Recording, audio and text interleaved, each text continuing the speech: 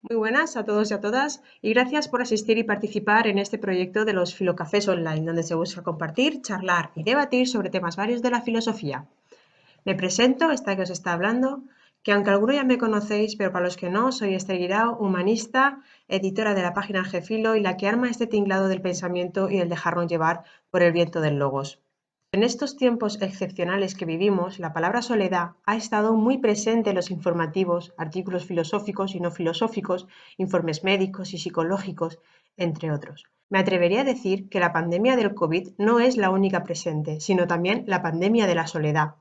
¿Cuántos de nosotros no se ha sentido solo o sola estos días? ¿Cuántas veces habremos pensado en esas personas que han muerto o están muriendo solas en casas, residencias u hospitales? La soledad no implica necesariamente una separación física, también puede experimentarse estando uno acompañado, pero, en cualquier caso, su existencia no se entiende sin el progreso económico y social. En la prehistoria y la antigüedad, la idea de que una persona pudiera vivir separada de sus congéneres resultaba sencillamente absurda. La supervivencia del individuo en el día a día dependía de su colaboración con otras personas. La soledad tenía mala prensa. ¿Quién no ha escuchado alguna vez aquello de que no es bueno que el hombre esté solo? Según el Génesis, Dios crea a Eva porque advierte que Adán no será feliz en solitario. En la antigua Grecia, la soledad se contemplaba desde una prisma igualmente hostil. Filósofos como Aristóteles y Platón ven en el ser humano un animal social.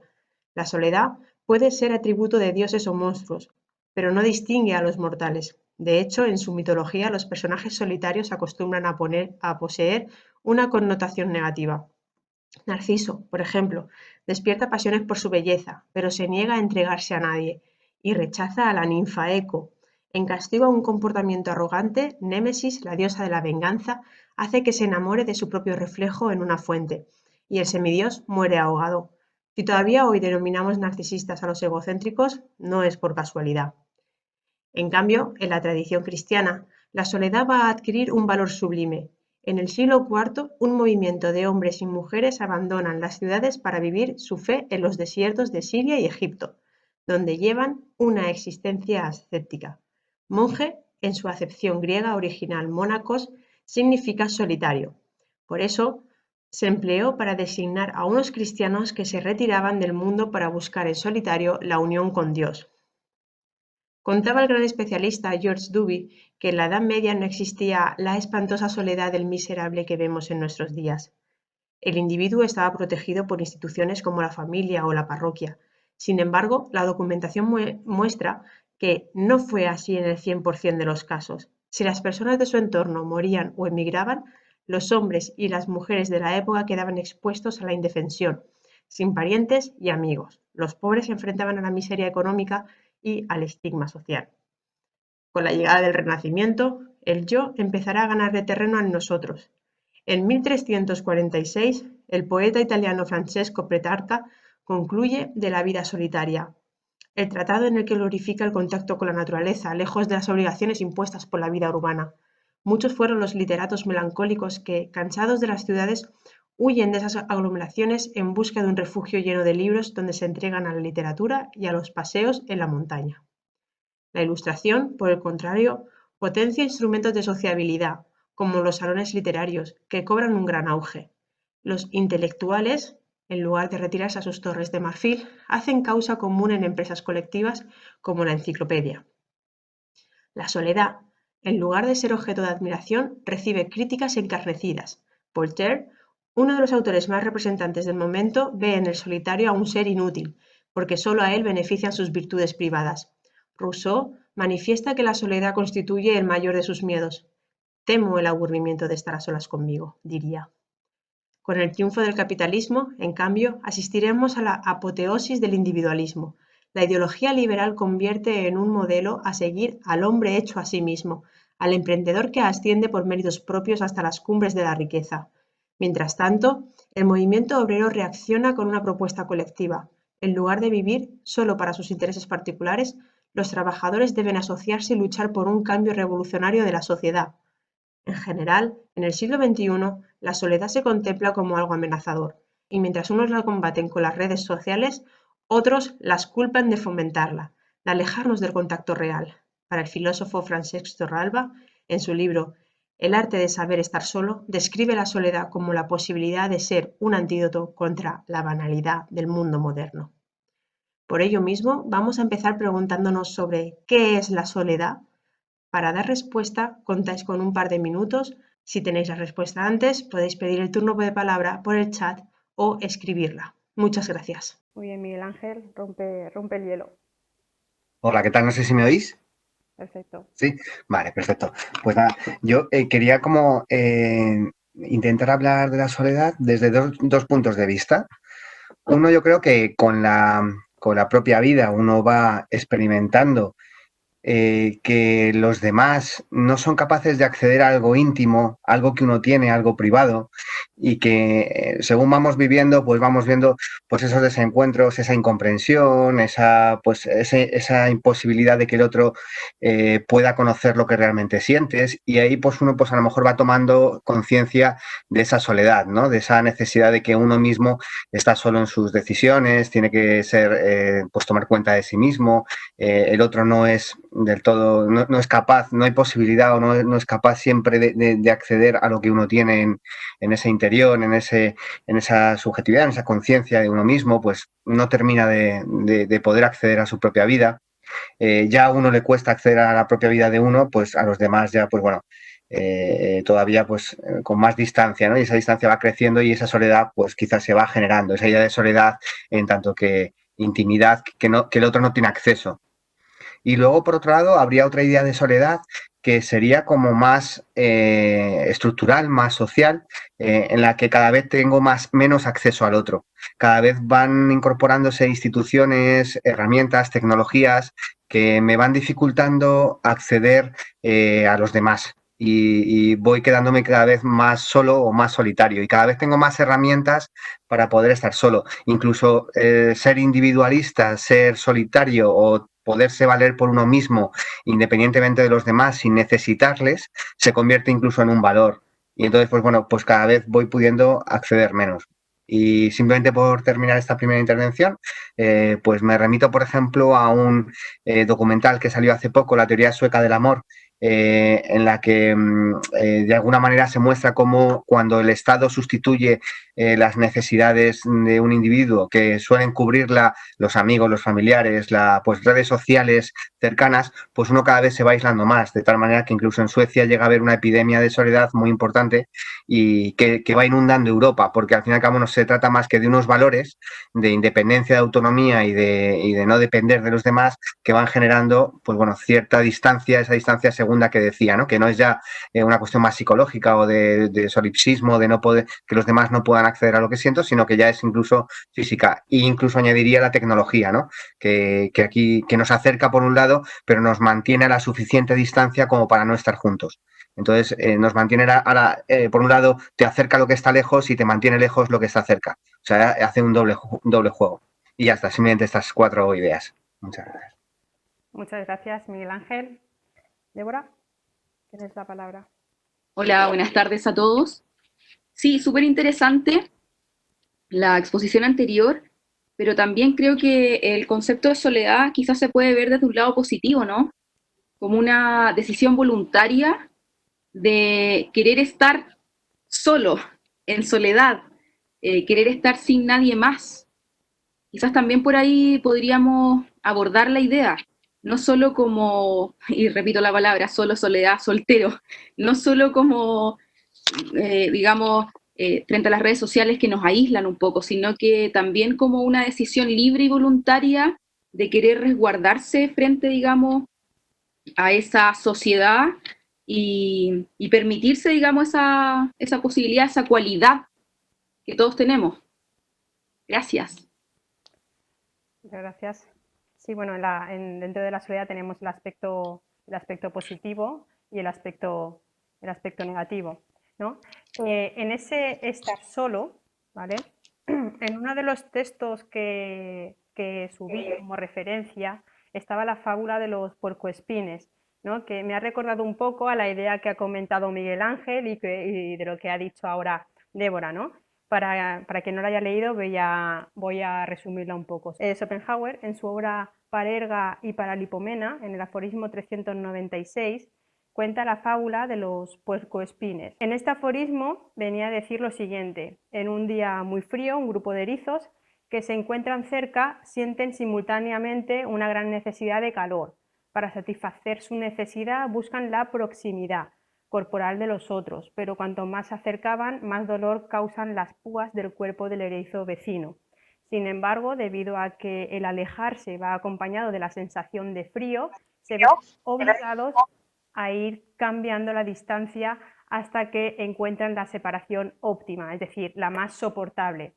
Al fin y al cabo, todos buscan su provecho y su placer y tratan de rehuir el dolor, ¿no? La idea que esta parábola quiere transmitir es que cuanto más cerca sea la relación entre dos seres, más probable será que se puedan hacer daño el uno al otro, al tiempo que cuanto más lejana sea su relación, tanto más probable es que sientan la angustia y el dolor de la soledad.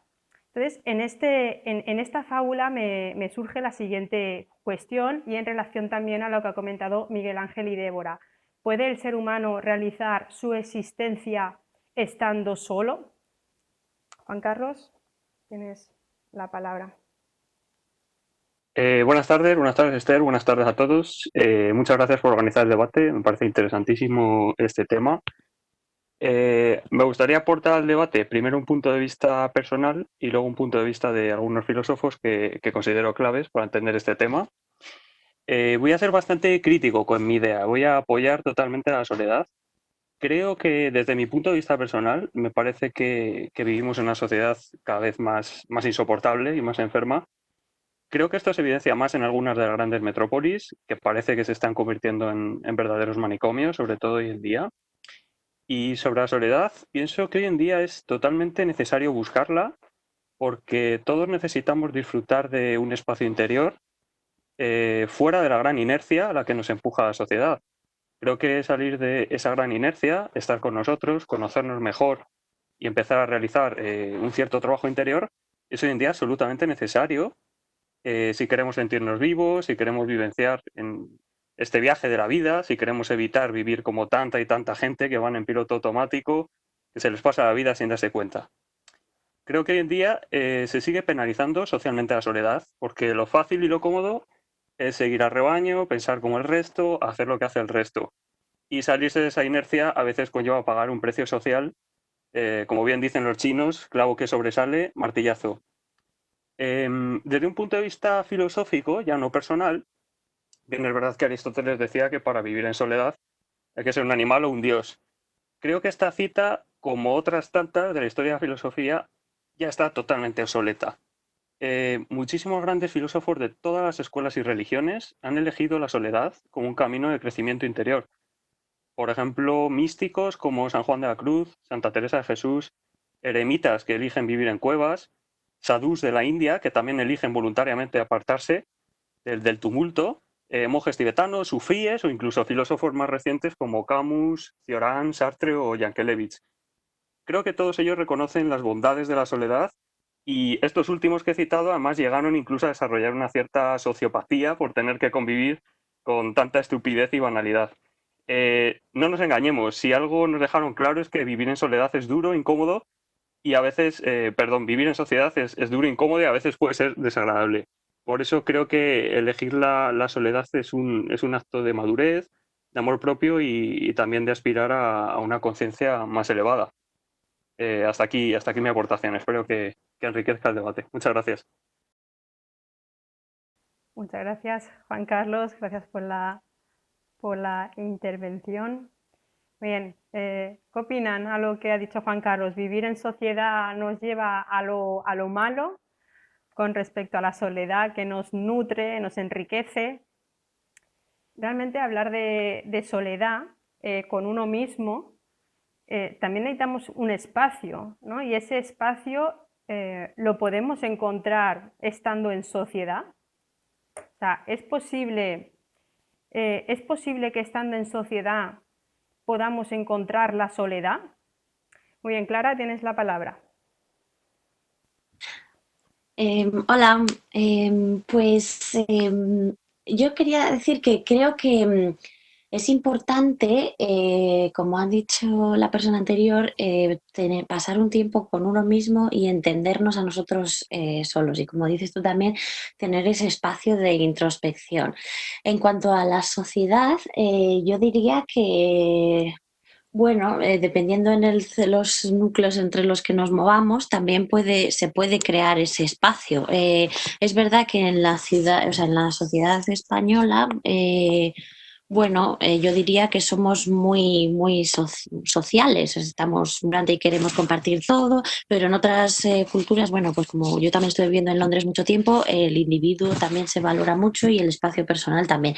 Entonces, yo creo en una combinación de las dos cosas y también creo en educar y ser respetuoso con los demás cuando reivindican ese espacio y también reivindicarlo uno mismo.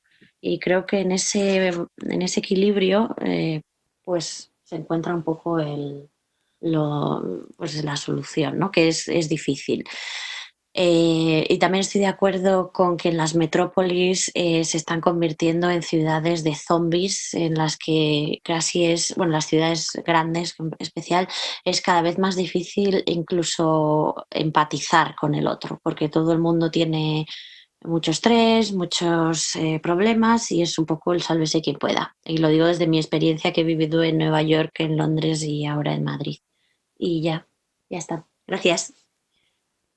Muchas gracias, Clara. Entonces, en esa vivencia de las grandes metrópolis surge ese pensamiento, surge esa sensación individual, ¿no? Que, bueno, no hay que confundir el individualismo con el egoísmo. En uno de los textos que subí, Fundamentos de la Antropología, hablaba sobre el planteamiento individualista de la vida social, ¿no? y se contrapone al egoísmo. Entonces, decía una pregunta, que es ¿cómo quedará una sociedad constituida sobre principios individualistas?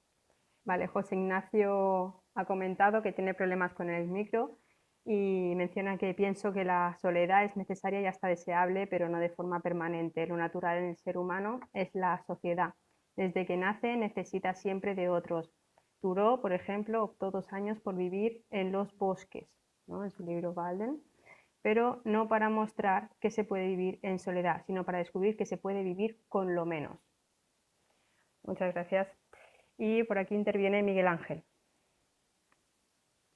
Sí, buenas de nuevo. Pues quería comentar, porque ha comentado Clara efectivamente esta cuestión de la empatía o de otra forma de llamarlo, que no es exactamente lo mismo para nosotros, pero que sería la compasión, que sería quizá uno de los medios que tenemos para intentar resolver el primer problema que yo decía, ¿no? El de que los demás, pues el esfuerzo que hacemos por comprender, por ponernos en la piel del otro, por tratar de acompañar en el sentimiento, acompañar en las ideas, acompañar en las emociones cuando tenemos a alguien a nuestro lado, ¿no? Y tratar de hacer que no se sienta solo, ¿no? De esta forma pues más sencilla, ¿no? De soledad que os comentaba. Por otro lado, el problema de la masa y el individuo, este problema de confrontarnos a las masas y cómo el individuo efectivamente se siente solo y cómo además la masa, que es una generalmente pues suele ser, tiene, de hecho, vamos, por definición, un comportamiento irracional y como lo que decía, ¿no? Pues parece que estuviésemos en un manicomio, ¿no? En estas sociedades, estas megametrópolis, pues efectivamente pues es comprensible que el individuo de alguna manera ante situaciones globales incluso que tienen una magnitud que se les escapa absolutamente, busque recluirse en sí mismo o retirarse, hacer una retirada interior donde al menos puede al menos hacer algo, ¿no? Donde puede tener esas posibilidades, ¿no? Pero sin duda, también corre el peligro de desconectarse de lo colectivo y de cooperar y participar en iniciativas de sociedad, ¿no? Y de tratar de ir, bueno, pues elaborando estrategias con los demás que los ejemplos que ha puesto también, no recuerdo ahora mismo quién lo decía, respecto a diferentes filósofos que poniendo en valor la filosofía, perdón, la soledad desde el punto de vista filosófico, también ahí a mí una cosa que me sucede desde hace años es el miedo de la soledad sería realmente el vivir una vida para sí únicamente, que eso para mí sería la mayor falta de sentido de una vida o el menor valor o el mayor desprecio, o sea, vivir una vida para sí, no sin que haya un otro, no entendería muy bien qué significa eso, no lo entendería, no sabría muy bien qué significa vivir para sí solamente, exclusivamente, sin tener noticias de un otro, sin poder verterse a un otro o que otro se vierta hacia nosotros, ¿no? Y poder tener espacios comunes. Daría igual que no tuviese sentido el resto, bastaría con ver que hay otro que está ahí, ¿no? O sea, bastaría para que esto, pues al menos empezase a tener algo de valor. Y por último, simplemente me recordaba a Rousseau también, cuando en este libro que tiene respecto al paseante solitario, ¿no? Ensoñaciones del paseante solitario, en el que hablaba efectivamente de este momento en el que él tiene la oportunidad de estar solo, que la utiliza y además de estar en máxima ociosidad, y cómo la utiliza para precisamente perderse, dejarse llevar en pensamientos, generar estas ensoñaciones que serían muy similares a estas meditaciones orientales en las que el individuo comienza pues a desaparecer, a aniquilarse, ¿no? Lo que sea un aniquilarse, una aniquilación del yo, que, por supuesto, no podría darse en sociedad porque necesitamos tener un yo presente activo y que actúe.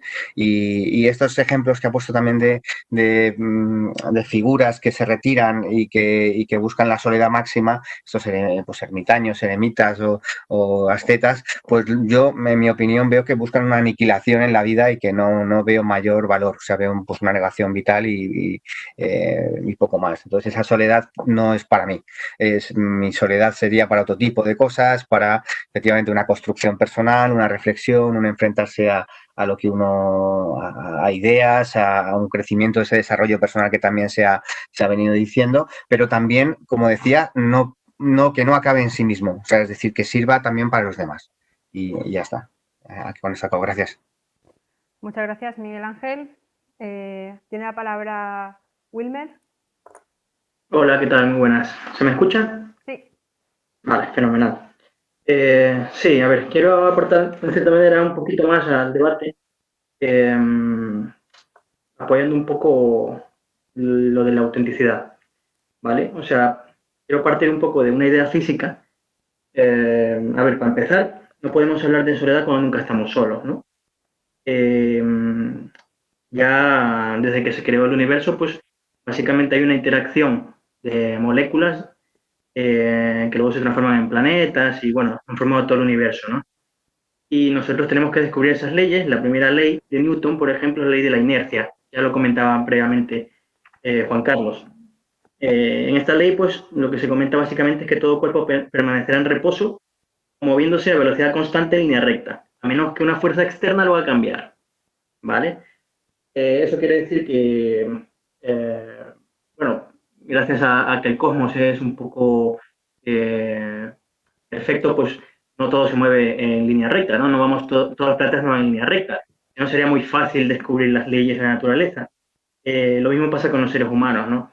Al final, nosotros siempre estamos orbitando sobre ideas.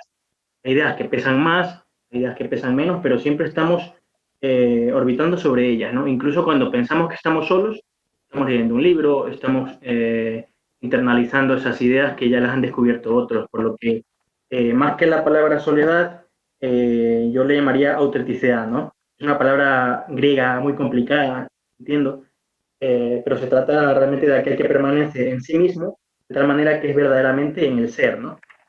Y yo hablaría más de ser auténtico más que de soledad. Gracias.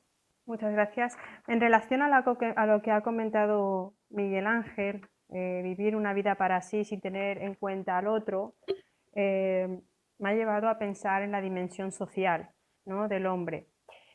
Antes Juan Carlos ha comentado que Aristóteles en su Política afirmaba que el hombre que vive aislado o es un dios o es un bruto, y que esta frase ya se ha quedado un poco anticuada, ¿no? Porque vivir con los demás es algo inseparable de la condición humana. Por ende, para Aristóteles, el ser humano es un ser social por naturaleza. Pero más allá de la posible inclinación natural a vivir en sociedad, resulta evidente que el ser humano desarrolla su vida y configura su identidad junto con otros seres humanos, ¿no?, que es esa idea de la que ha comentado Miguel Ángel. Entonces, surge así la reflexión acerca de la dimensión social. Entonces, lanzo la siguiente cuestión también. ¿Vivimos en sociedad porque nos realizamos o porque no tenemos más remedio? ¿Es posible ser humano sin esa relación con los demás? ¿Cómo configura nuestra identidad, la existencia del otro? ¿Cómo surge la vida en sociedad y la propia sociedad? Dejo esta idea aquí, estas cuestiones, leo lo que ha comentado Rafael en el chat, que menciona la muerte de los ancianos en las residencias durante la pandemia pone de manifiesto cómo se ha impuesto una terrible realidad, la soledad de los cuerpos improductivos y su conversión en una mercancía final de desecho. Sí, ¿me escuchan bien? Mm. Sí. Respecto a la pregunta si podemos vivir alejados de la sociedad, yo soy una aristotélico tomista desde siempre, aunque me cuestiono bastante mi propia formación viendo la realidad, sobre todo ahora en pandemia, donde por lo menos en Chile hemos superado el número de contagios en relación a Italia. Se ha manejado bastante mal acá la pandemia. Aristóteles afirma, sí, que el hombre es un animal social por naturaleza y aquel que no vive en sociedad o es una bestia o es un dios. Yo estoy de acuerdo con eso en cuanto hay un hecho evidente e innegable que nosotros nacemos siendo hijos de alguien, sea nuestros padres, quien nos cuidan, tutores, abuelos, pero nacemos, digamos, ya en una sociedad natural, que es la familia, y como dice Aristóteles, la sociedad política debiese brindarnos todos los medios necesarios para que nosotros nos autorrealicemos o actualicemos nuestra propia naturaleza. Pero ahí me detengo porque en la práctica no es tan así. Y ahí conecto con el tema de la soledad y lo que comenta Rafael respecto a los ancianos en las residencias. Creo que hoy en día en la sociedad uno busca esos espacios de soledad para reflexionar, para estar con uno, y nos es posible a varios, pero también tenemos el caso de la soledad que se evidencia en lo que comenta Rafael, en personas que efectivamente están solas en cuanto están abandonadas, que están Bien. alejadas de la sociedad o la sociedad las invisibiliza porque finalmente son una carga para la sociedad. Entonces, bien me gustaría tomar mis cosas y aislarme de la sociedad, quizás irme a vivir a otro lado y estar lo más alejada posible, pero no es fácil en la práctica porque se requiere de la sociedad, el trabajo, lo tengo acá en la sociedad, no digamos en un lugar aislado. El cuestionamiento que me genera esta pregunta, y acá aparece Hobbes, es si más bien somos un lobo para el hombre y necesitamos ceder nuestra voluntad, ceder nuestra libertad para que alguien nos gobierne, porque si no fuese así quizás nos mataríamos entre todos. Pero siendo así, la sociedad no funciona de manera virtuosa, ¿no? Hay mucha gente corrupta, mucha gente que busca su bien personal. Entonces, un dilema presente entre irme de la sociedad o seguir en la sociedad y buscar los espacios de soledad para conectarme con mi propia autenticidad. Lo dejo ahí. Gracias. Muchas gracias, Débora. Tiene la palabra Alexander López. Bueno, buenos días, digo, porque acá es todavía mañana, entonces creo que quería empezar con que si nos referimos entonces a la soledad en términos de un sentir más bien espiritual, que tiene que ver con lo espiritual, o si es más bien una soledad física, porque aquí podemos hablar de dos cosas. Anteriormente Rafael hablaba sobre la muerte de los ancianos, pero ¿acaso esto no sería más bien una exclusión y no un aislamiento? Es decir, no una decisión. Y ahí partiríamos con entonces los términos kafkianos, ¿no? En la metamorfosis, cuando se habla sobre de aquellas personas, de aquellos sujetos que son como un germen para la sociedad, eh, porque son improductivos. Entonces, creería yo que ahí tiene que ver más con la exclusión que se le da a ciertos grupos minoritarios de la sociedad que van en contra de un sistema que es productivo, altamente productivo más bien, que genera pues la hiperindividualización. Entonces, por otra parte, creo yo que hay una soledad que tiene que ver con el sentir, con lo que yo siento, cómo me siento yo de solo, porque cuando nosotros leemos, por ejemplo, las memorias del subsuelo de Dostoyevsky, ¿no? Aquel tipo que le incomoda todo y que le gusta estar incómodo. Porque bien si un viernes por la noche yo no quiero ir con mis amigos a beber a un bar, eh, pero voy y aún así estando con personas, pues me siento solo también.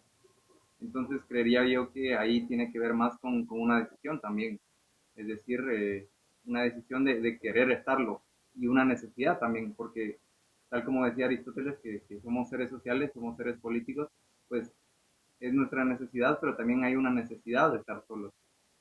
Sin embargo, no todos tienen esa capacidad como para percibir que es necesario estarlo, porque entonces en esta sociedad que es individualista, pues nos convierte en autómatas que siguen un camino, que siguen lo cotidiano y pues que no tienen ningún momento para pensar en sí mismos.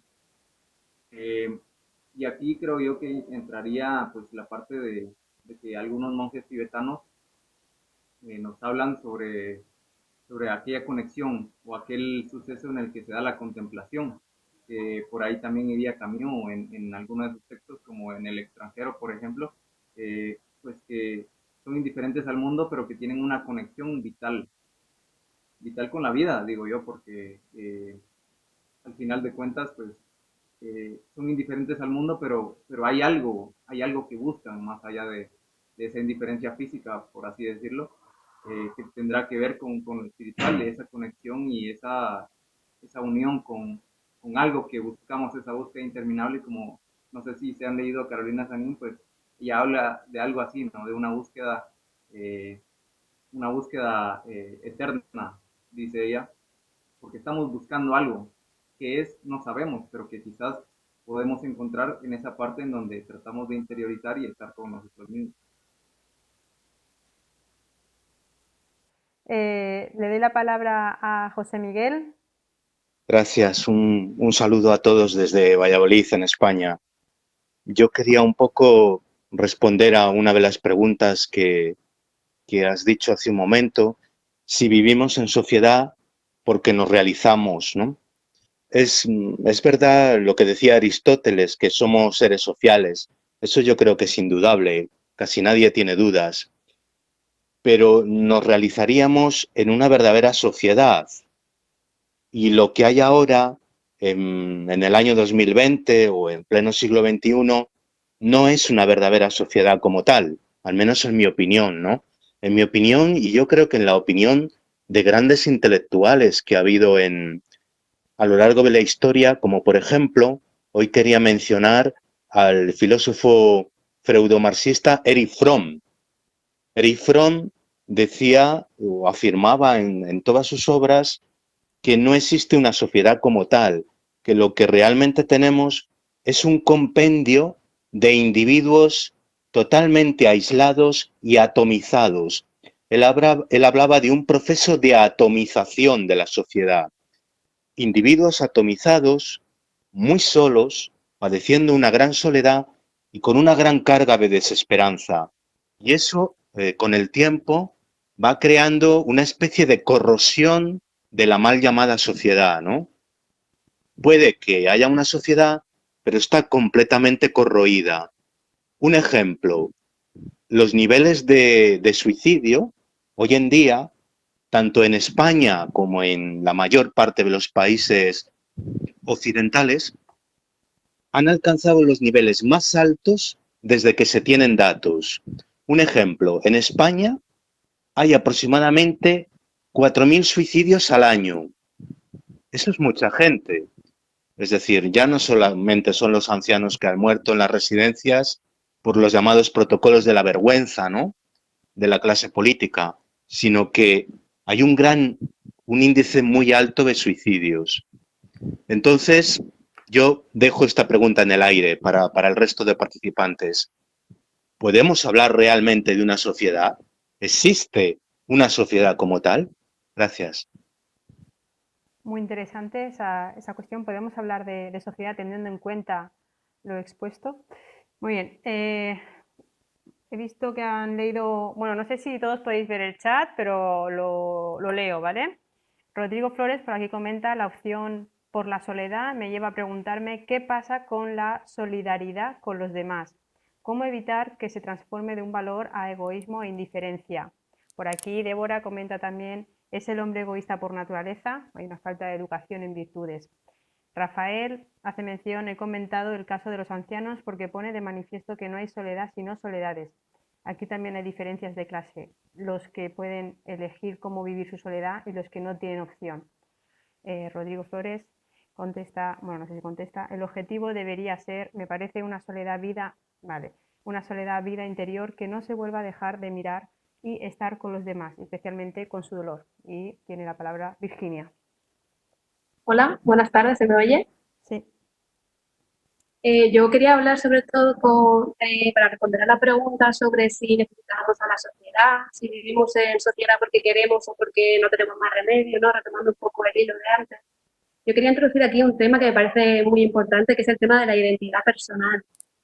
Desde el punto de que la propia identidad se conforma en la interacción que tenemos con otros, con los demás, y en cómo los demás nos perciben y cómo interpretamos nosotros esa mirada del resto, ¿no? Se trata, por tanto, de una parte fundamental del autoconcepto. La identidad se empieza a formar a partir, ya desde la niñez, de la interpretación que hacen nuestros padres o familiares de nosotros, de nuestras actitudes, de nuestras aptitudes y de nuestra conducta, entre otros. Y aquí también vendría muy enlazado el tema de la mentalización, ¿no? Nosotros no respondemos directamente a la conducta o las ideas de los demás, sino más bien a la interpretación que nosotros hacemos de estos. Eso era todo, gracias. Ok, Jazmín, ¿tienes la palabra? Hola, estoy teniendo problemas aquí con el mouse. Bueno, la verdad es que todo lo que han comentado está entrando como, o sea, efectivamente necesitamos ser sociales porque si no, pues no estuviéramos aquí, no tendríamos la vida, ¿no? Como personas. Sin embargo, sí es muy cierto que estando en sociedades estamos totalmente desconectados, y que podemos estar con mucha gente, sin embargo, estar completamente solos.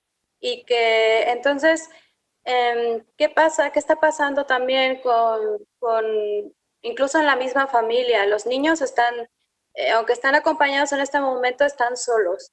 En cuestiones de la pandemia hemos tenido que estar recluidos con nuestra familia, y sin embargo siguen estando solos o seguimos estando solos.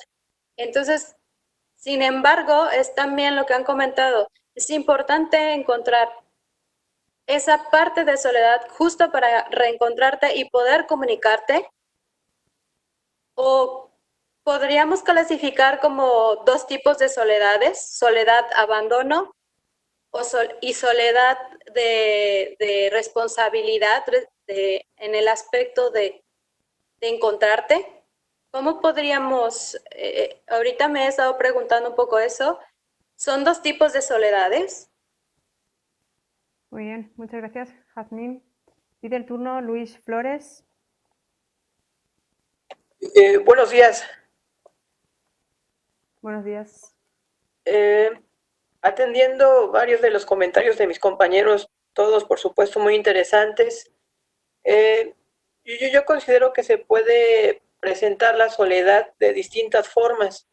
Incluso podría decir que es una característica de una persona introvertida.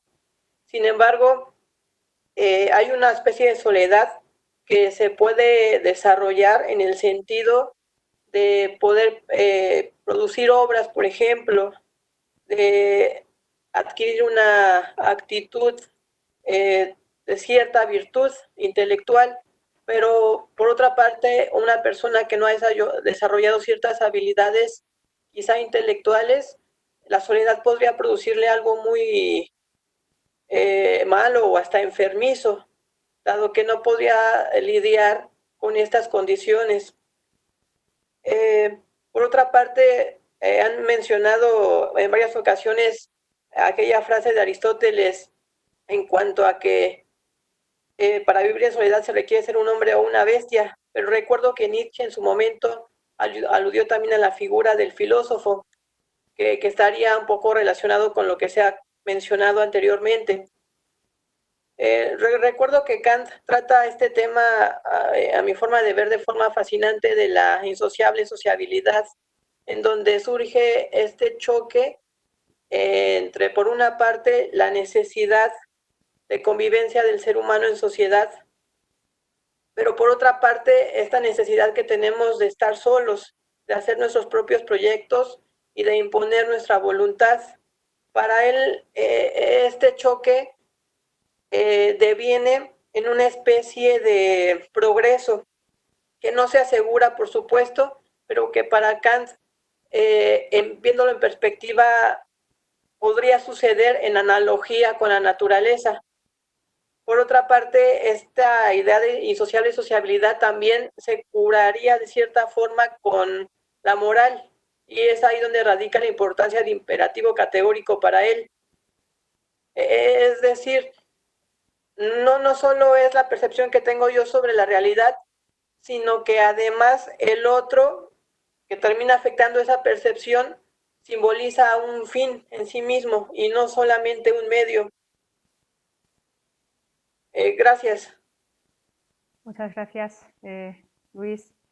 Sí, la respuesta con Kant, ¿no? Quizás podría dar también respuesta a lo de si vivimos en sociedad porque nos realizamos o porque no tenemos más remedio, ¿no? Que también se puede relacionar con el malestar en la cultura de Freud, ¿no? La obra del malestar en la cultura de Freud, ¿no? Que intenta explicar cómo la cultura nos permite convivir en sociedad refrenando los impulsos más primarios, y en esa represión se genera un malestar, ¿no? Y es en el que, bueno, pues vivimos en una sociedad porque no tenemos otro remedio. En fin, me gustaría hacer mención a una de las cosas que ha dicho antes también Débora, que cuando ha comentado que se requiere de la sociedad, y me voy de la soledad y demás, a la película Náufrago, ¿no? El tema de la soledad, hay muchísimas películas relacionadas, ¿no?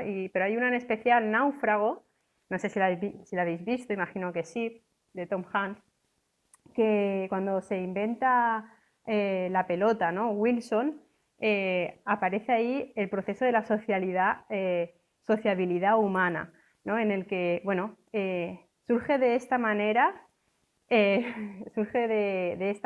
natural esa peculiar manera de actuar de Tom Hanks, que creo que se llamaba Chuck o Jack o Chuck, no recuerdo ahora mismo el nombre del protagonista, ¿no? Pero surge de esa manera natural, esa necesidad de interactuar, en este caso con Wilson, o humaniza la pelota por pura conveniencia, es decir, pacta una manera de vivir juntos. Eso puede ser quizás un reflejo de la sociedad, ¿no? Así también me gustaría hacer mención a la película El Señor de las Moscas, ¿no? Que puse el enlace para ver la película por YouTube, imagino, no sé si la habéis visto la película o leído el libro, pero representa ese estado de naturaleza del ser humano en el que, bueno, unos niños están náufragos en una isla, y bueno, cómo empieza a establecerse ese vínculo, primero el egoísmo, primero el tema de la propiedad privada, aparece ese niño egoísta, salvaje, ¿no? Esa iniciación a los ritos con la cabeza del cerdo, la protección del fuego, y por último cómo se va estableciendo poco a poco las instituciones políticas. Entonces, podríamos dar, por ejemplo, esta película para quien la haya visto, o el libro leído, respuesta a qué es la sociedad, para intentar dar respuesta a lo que ha comentado José Miguel, de si podemos hablar de sociedad. Sí, respecto a la película, El náufrago, que es un tremendo ejemplo, se suele ocupar en las clases de ética para hacerse la pregunta si Tom Hanks, al estar tanto tiempo en soledad en esta isla, pierde el hábito de la virtud o no, ¿no? Porque la virtud se ejercita con otros, algunas virtudes, la virtud de la justicia sobre todo es eminentemente política. Pero también esa película me hace recordar, al humanizar la pelota, Wilson, a Aristóteles, en la Ética Nicomaquia, en el libro 8, donde habla respecto a la amistad, que la amistad es lo más necesario para la vida, que sin amigos nadie querría vivir, aunque poseyera todos los demás bienes, y además la amistad es algo hermoso. Entonces parece ser que cuando hablamos de autorrealización y que la autorrealización desde la mirada aristotélica se logra en la sociedad, en la medida en que la sociedad brinde los bienes necesarios para ese bien común, para la felicidad del hombre, la amistad cumple un rol esencial. Entonces necesitamos vivir en sociedad para poder compartir con el otro. Ahora, dentro de la amistad tenemos distintos tipos de amistad, ¿no? La amistad por utilidad, la que le puede dar una enfermera a un anciano, la amistad por placer, que se da casi siempre en los adolescentes, ¿no? Ir de fiesta, de juerga, y la amistad virtuosa, que esa amistad, digamos, es la amistad verdadera, donde el amigo busca el bien del otro por lo que el otro es. Como dice Aristóteles, una misma alma en dos cuerpos. Esto se lograría en sociedad, pero en la práctica, digamos, la sociedad no funciona en términos aristotélicos. Y ahí me acuerdo, ¿no?, de la otra película, del Señor de las Moscas, estos niños que llegan a una isla y tienen que formar o forjar esa sociedad para que haya cierto orden, cierta regulación en la convivencia. Me hace más sentido hoy en día que la sociedad más bien es, como mencionó algún compañero acá de Eric Fromm, que habló de no existe una sociedad como tal, sino que más bien individuos aislados y atomizados, muy solos. Me hace más sentido en la práctica esa concepción de sociedad, a pesar de que Aristóteles lo que plantea es precioso, y también si lo plantea se puede llevar a cabo, imagino yo, pero para que así sea se requiere una fuerte educación en virtudes, y hoy en día se ha perdido ese foco porque lo que prima como bien común no son las personas en cuanto dignas, y ahí me agarro de Kant, que habla de que el hombre, digamos, tiene que ser considerado como un fin en sí mismo, sino que lo que prima hoy en día es la economía, cuánto creció el país anualmente. Entonces se desvirtúa todo este sentido real que debiese apuntar a la autorrealización del hombre. Eso por un lado, y lo otro, no me acuerdo quién mencionó, también pidió el turno, se habló de qué se entendía como soledad. La compañera que dijo que tenía problemas ahí con el internet, con el teclado o con el mouse, no me acuerdo, que habló de soledad. Sí, lo dejo un poco ahí planteado porque no tengo una respuesta, ¿no? Se habló como, por un lado, la soledad como una decisión personal, voluntaria, que permite la reflexión con uno mismo, el espacio, digamos, para convivir con ese ser. También el compañero había mencionado el abandono o las personas que están en soledad y mueren en los asilos de ancianos, sobre todo en pandemia, ha quedado en evidencia. Y también me surgió el concepto de soledad y que puede provocar en las personas un poco de locura, quizás la soledad como justamente un vacío interior por falta de un cultivo espiritual, que también a lo mejor tiene algo que ver con el tema o recobra importancia. La gente que no tiene una vida interior trabajada, el estar solo le provoca justamente espanto, ¿sí? Lo dejo ahí. Gracias. Muchas gracias, Débora. Tiene la palabra José Miguel. Gracias. Es un poco al hilo de lo que acaba de decir Débora, perdón. Sobre todo con respecto a lo que ha dicho de si no estás en relación con otros individuos, se pierde paulatinamente el hábito de la virtud.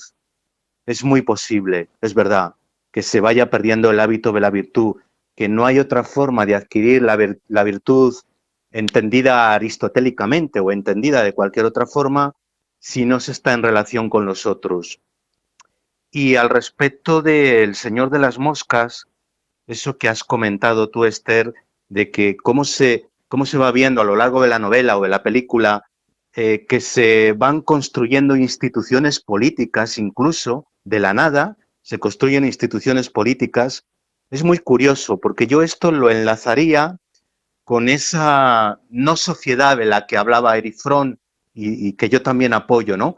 Es una no sociedad en la que vivimos precisamente por eso, porque cuando las cosas se van instituyendo, se van institucionalizando, ya sean las creencias religiosas, ya sean las relaciones políticas, ya sean las relaciones entre los individuos, cuando todo esto se institucionaliza, pierde su verdadera esencia y se va degradando progresivamente.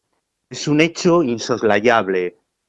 Ha existido siempre. Cuando algo se institucionaliza, se acabó la verdad, se acabó la esencia y se acabó el verdadero motivo de que se originaran esas relaciones políticas, religiosas, personales, etc. ¿Qué más? A ver, las relaciones entre los individuos, cuando se institucionalizan, con instituciones políticas, religiosas o burocráticas, se convierten en relaciones comerciales, se convierten en relaciones de conveniencia, institucionalizadas, y por tanto dejan de servirnos, dejan de llenarnos interiormente. Quería dejar esta reflexión también en el aire. Gracias. Muchas gracias, José Miguel. Por aquí comenta Rafael en el chat, la soledad como vía de descubrimiento de las grandes tradiciones espirituales. Pienso en el budismo, por ejemplo, o el taoísmo o cristianismo. Siempre se ha resuelto con una vuelta o retorno a la sociedad como entrega de un regalo a los otros. También en esta línea lo escrito por Campbell, el héroe de las 1000 caras y el viaje solitario del descubrimiento del gran o pequeño héroe. ¿No? Aquí podemos hablar incluso del aspecto cultural, ¿no? Esa constitucionalización que también va relacionado con la cultura, ¿no? Entonces, podríamos preguntarnos, pues, ¿cuál es la función de la cultura en la sociedad? O sea, la cultura realmente, ¿cuál es la función? ¿Cuál es la función de la cultura? ¿No? Porque esa tendencia a agruparnos también se ve estimulada por el deseo de identidad y de pertenencia, ¿no? Entonces, cuando buscamos nuestra identidad en un grupo, pero al mismo tiempo nos rebelamos contra el hecho de pertenecer al rebaño y buscamos la originalidad, buscamos distinguirnos de los demás, ¿no? De no ser como ellos, buscamos la propia individualidad. Entonces, podemos encontrar esa propia individualidad dentro de la cultura o dentro de la constitucionalización, ¿no? Creo que cuando estuvimos hablando del trabajo, o no sé si fue en otro café que se hizo al principio, estuvimos hablando del hombre, pero el hombre no como ciudadano ni individuo, sino el hombre como mercancía, que pierde su propia identidad, pierde su todo y no deja de ser un número, ¿no? Por ejemplo, lo podemos ver en el número de un pasaporte, de un DNI, ¿no? O en el que el nombre y los apellidos no es sino un mote, ¿no? Para poder identificarnos en un entorno, pero a nivel institucional no nos identifica el nombre y los apellidos, sino el número que nos pone, en este caso, el Estado. En fin, a ver, por aquí, ¿qué pensáis vosotros? Rafael comenta por aquí, el aprendizaje de la soledad forma parte de la socialidad, los ritos de paso en que se aísla a los jóvenes de su ámbito familiar como paso necesario a la madurez en muchas culturas del mundo, ¿no? Claro, la cultura pone pautas culturales, ¿no? De hecho, dentro de esas pautas de conducta, no todas las culturas ven lo mismo. Por ejemplo, un mismo objeto se puede utilizar de formas diferentes según la cultura en la que nos encontremos. Por ejemplo, para un masái, una lanza era al menos hasta hace pocos años un elemento distintivo del hombre adulto, fabricada por él mismo, y le era imprescindible tenerla siempre a su lado, ¿no? Mientras que para nosotros, occidentales, por ejemplo, una lanza es un elemento, puede ser un elemento decorativo que exhibimos en la pared del salón para indicar a las visitas nuestra condición de turistas que ha viajado a países exóticos, o bien tenerlo como un juguete, ¿no? Que para un niño una lanza puede ser un juguete, ¿no? Pero para ese significado de la lanza, dentro de qué cultura, de una u otra, significa una cosa totalmente diferente. Muy bien, Débora, valiente. Valiente con diccionario de filosofía en mano. Sí, no, a ver si sacamos algo de acá, porque respecto a la cultura, Dice, el significado más antiguo de este concepto está asociado con el de formación e indica algo así como el mejoramiento y el perfeccionamiento del hombre. A partir del siglo XVIII pasó a significar el producto de esa formación, es decir, el conjunto de los modos de vivir y de pensar, que con el tiempo cada grupo social en general ha cultivado de tal forma que le han dado características generales muy específicas. En este sentido, ha sido asociado con el concepto de civilización. La cultura en su concepción antigua, o sea, asociada al individuo en particular, y que en la actualidad tiene vigencia, corresponde a lo que los griegos denominaron paideia y los romanos humanitas, es decir, la educación del hombre en sí, el estudio de la poesía, la filosofía, la elocuencia, las buenas artes, que diferencia en el fondo al hombre del resto de los animales. Respecto a eso, y en conexión con la sociedad, al parecer el cultivarnos, como se establece ahí el cultivo para nuestra formación, el estudio de la filosofía, de las artes, la música como catarsis estética, como dice Aristóteles, es necesario que se realice, o la única posibilidad, digamos, que se lleve a cabo es en sociedad. Entonces ahí nuevamente me entra un poco la duda, esta sociedad como conglomerado de individuos, o esta sociedad como algo natural al hombre. Lo planteo para ver si los compañeros se animan. Gracias. Muchas gracias. Por aquí pide la palabra José Miguel. Sí, era para responder un poco a esa pregunta que has hecho de si es necesario buscar la individualidad dentro de la sociedad, ¿no? Y vuelvo a enlazar de nuevo con el gran intelectual Erich Fromm, porque yo personalmente creo que un proceso de individuación dentro de la sociedad es esencial, lo necesitamos como individuos, pero hay algo que obstaculiza enormemente ese proceso de individuación, que es lo que Erich Fromm llamaba el miedo a la libertad. Para mí este es un concepto esencial, importantísimo. El miedo, el pánico, el verdadero terror que tenemos a ser libres.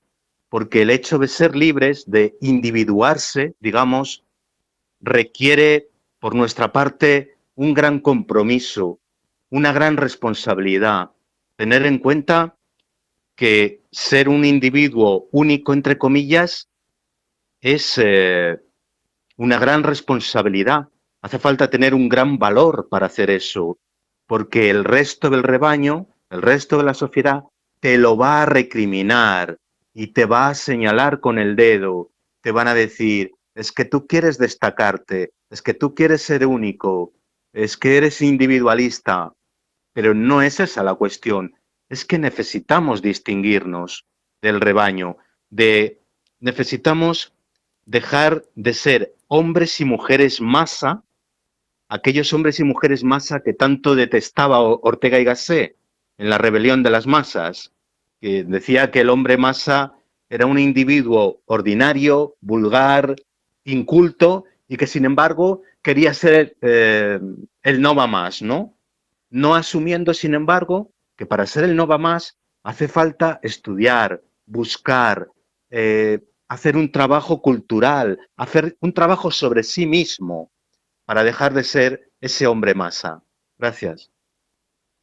Muchas gracias. Justo, se estaba pensando en esa pregunta también, Débora. ¿Puedo autorrealizarme siendo hombre masa? ¿Qué opinan? ¿Nos podemos autorrealizar siendo hombre masa, teniendo en cuenta que realmente la sociedad nos condiciona prácticamente en todo, ¿no? O también que comenta Débora, ¿es la libertad clave para autorrealizarme? Le doy la palabra a Juan Carlos. Muchas gracias. Bueno, antes de terminar el debate, me gustaría volver a hablar sobre una pregunta que ha salido, es si de verdad somos seres humanos o no. Creo que el ser humano como tal no existe ni en sociedad ni en soledad, porque en realidad estamos mucho más cerca del primate de lo que pensamos y de lo que creemos. Si nos analizamos bien, seguimos siendo todavía muy primarios, muy instintivos a veces.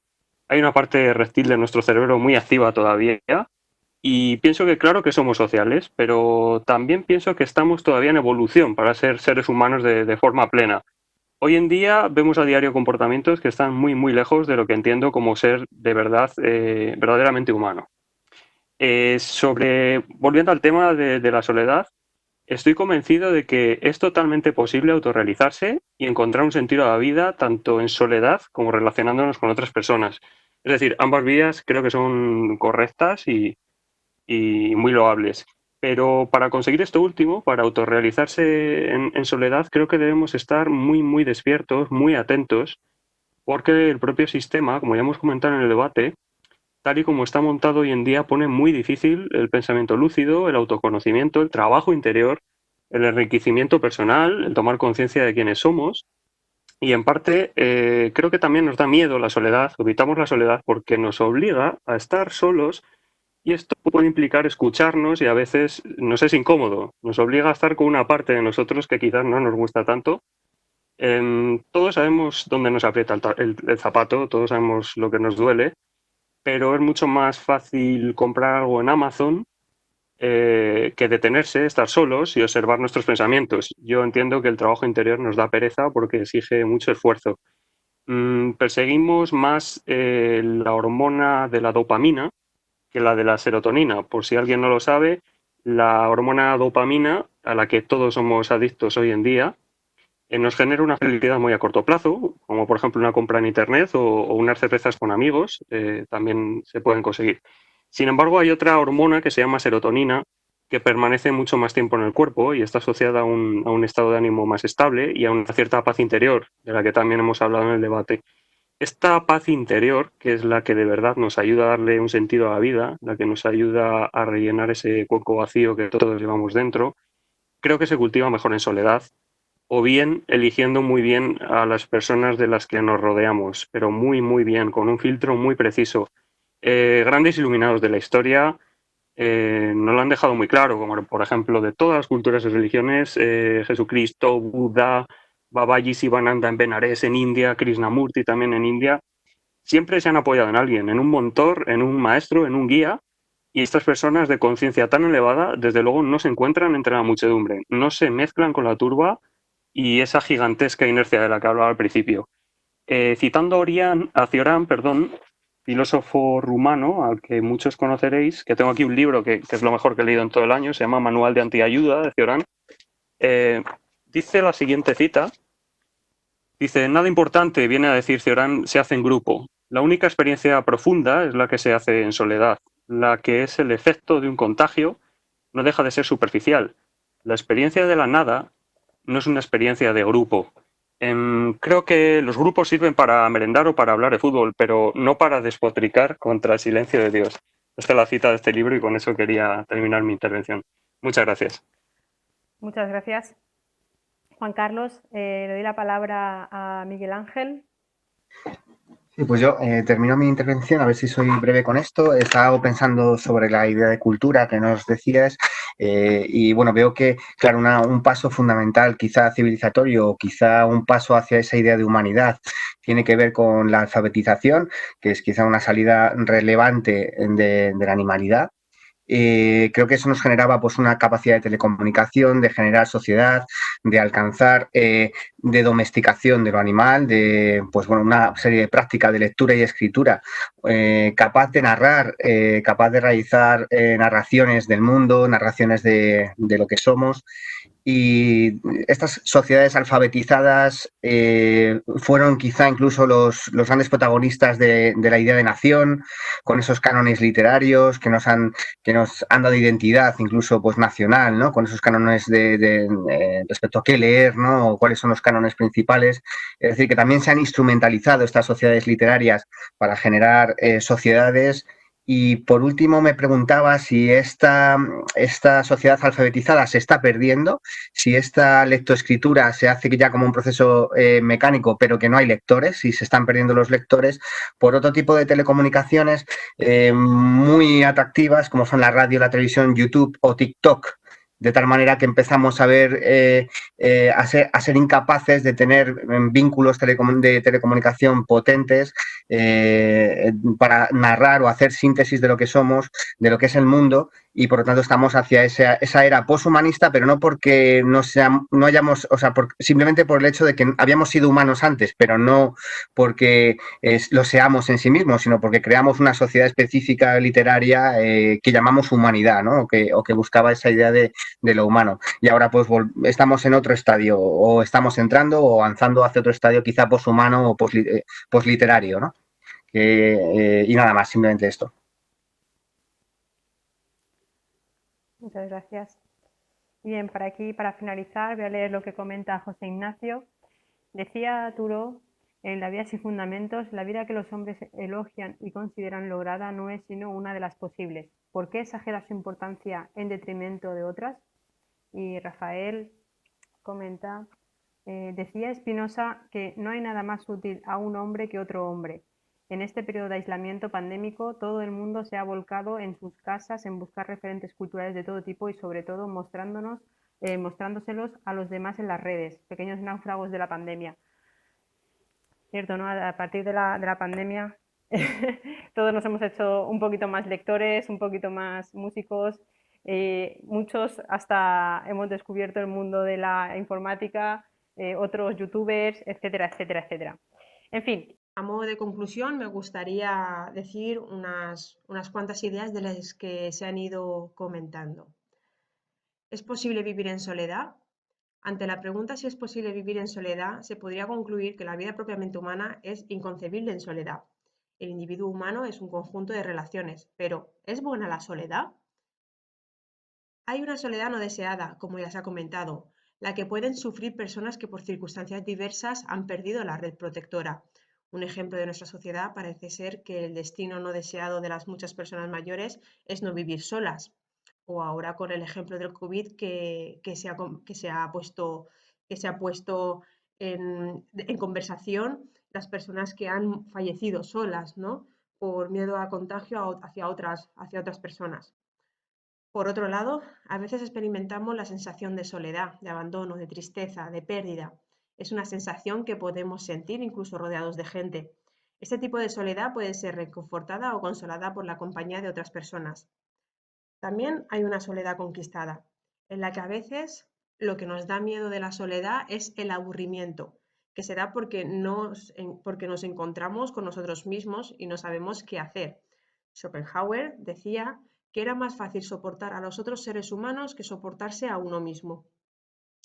El descubrimiento de la conciencia, el sabernos únicos, irrepetibles y finitos, la obligación de elegir, todo ello resulta de una soledad radical. Por ende, debemos de ser conscientes de que en la vida partimos de esta soledad de raíz. Realizando el café he leído una cita de Orson Welles, la cual he puesto en la inscripción. Dice así: nacemos solos, vivimos solos, morimos solos. Solo a través del amor y la amistad podemos crear la ilusión momentánea de que no estamos solos. Lo que me ha llevado a 2 puntos a los que deberíamos ser capaces. 1. De dar compañía a quien la necesita, puesto que nuestra compañía es una riqueza que podemos dar a las demás personas. Y 2. Aprender a estar en soledad, considerando que no podemos establecer amistades íntimas si no somos capaces de construir ese espacio de intimidad, ese espacio que nos separa de los demás, el de la soledad conquistada. Sin más, vuelvo a concluir, pese a estar inmersos en una red de relaciones, que hay una soledad radical en la existencia humana. Muchas gracias por participar en todos estos cafés que se han ido organizando durante estos días atrás, que me alegra un montón que se haya hecho un grupo en el que más o menos ya casi todos nos conocemos, Miguel Ángel, José Miguel, Débora, ¿no? Wilmer, que siempre están por aquí muy, muy presentes, José Ignacio también. Así que nada, que gracias por asistir en todos estos, por hacer que todo esto sea posible, la verdad, porque sin la participación, por supuesto, esto no se podría llevar a cabo. Y nada, que iba a ser el último ya de este verano y ya se retoman en septiembre lo más seguro, anunciaré más por las redes sociales. Y Y nada, pues lo dicho, que muchas gracias por asistir. Chao, gracias y nos vemos pronto y nos escuchamos pronto.